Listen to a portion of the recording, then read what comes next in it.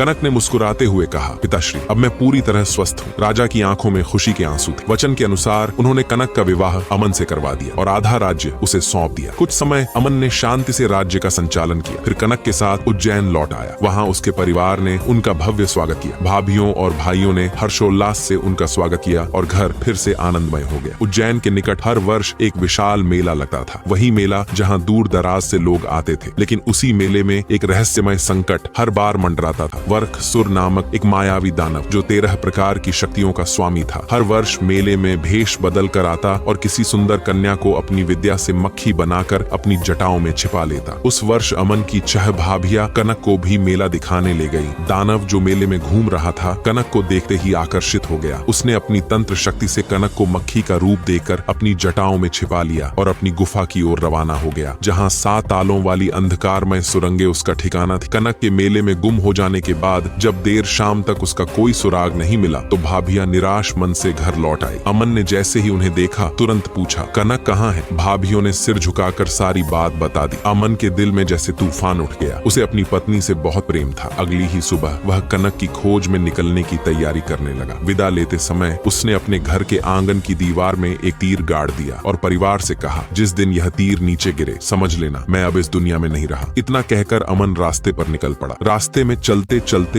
वह एक घने जंगल में पहुंचा, जहां एक साध्वी की कुटिया थी।